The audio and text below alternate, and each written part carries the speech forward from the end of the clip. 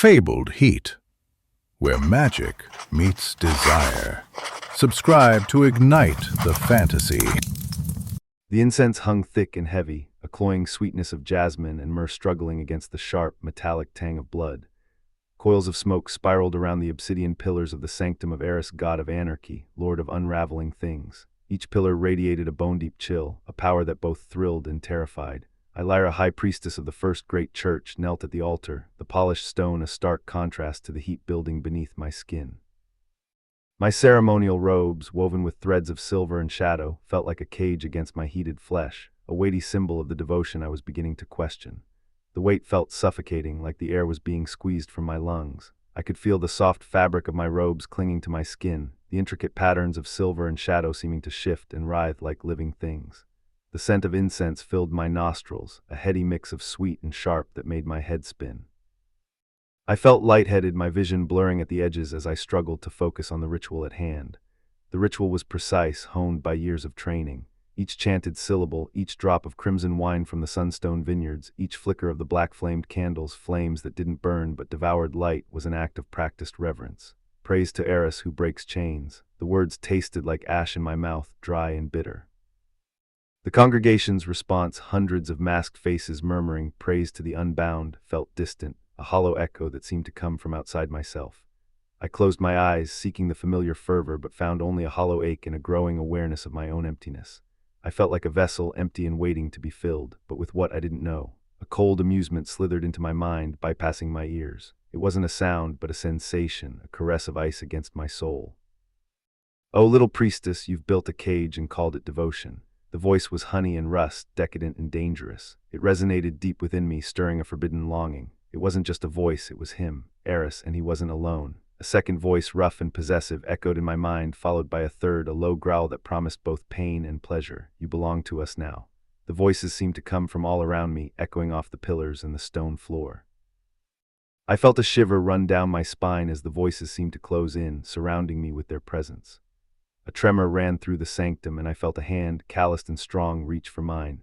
My breath hitched as I felt the rough skin of his palm against mine, the warmth of his touch a stark contrast to the chill of the pillars. This wasn't a ritual, it was a claiming, and Lyra was about to break. I felt a surge of fear mixed with excitement as I realized that I was no longer in control. The voices in my mind seemed to be drawing me in, pulling me down a path from which I might never return. I tried to pull my hand away, but it was caught fast, held by a grip that was both gentle and unyielding. I felt a wave of panic rise up, threatening to overwhelm me. But then I heard the voice of Eris, low and husky, speaking directly into my mind. "Do not be afraid, little one. We will show you the true meaning of devotion." The voice was like a warm breeze on a summer day, soothing and comforting, but it was also laced with a hint of menace, a promise of things to come. I felt a shiver run down my spine as I realized that I was in the presence of something ancient and powerful, something that could change me forever. The ritual seemed to fade into the background as I focused on the voices in my mind, the touch of the hand on mine. I felt like I was being pulled apart, my old self unraveling as a new one began to emerge. It was a painful process, like being reborn, but it was also exhilarating, like standing on the edge of a great precipice, staring out into the unknown. Lyra was about to break, and I wasn't sure if I would ever be able to put the pieces back together again. The voices in my mind seemed to be growing louder, more insistent. I felt like I was being drawn into a vortex, a whirlpool of sound and sensation that was pulling me down, down, down. I tried to resist, but it was too late. The ritual, the voices, the touch of the hand on mine, it all combined to create a sense of chaos, of upheaval. I felt like I was being torn apart, my very soul being ripped from my body. And yet, at the same time, I felt a sense of freedom, of release. It was like I was being unshackled, set free from the chains that had bound me for so long.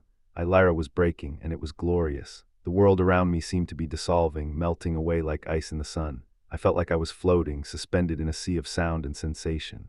The voices in my mind were like a chorus, a symphony of sound that was both beautiful and terrifying. I felt like I was being remade, reborn, and when I finally emerged from the vortex, I was different. I was changed. Lyra was no longer the same person. I was something new, something more, and I knew that I would never be able to go back to the way things were before.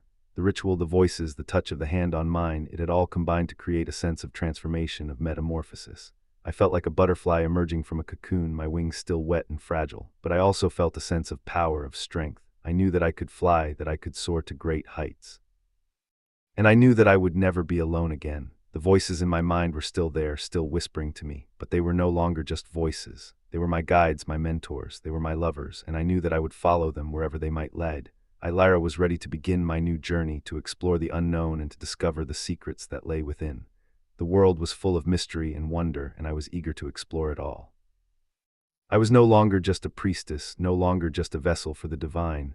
I was a woman, a person, a being with my own desires and my own destiny, and I was ready to take the first step, to embark on the journey that would change my life forever.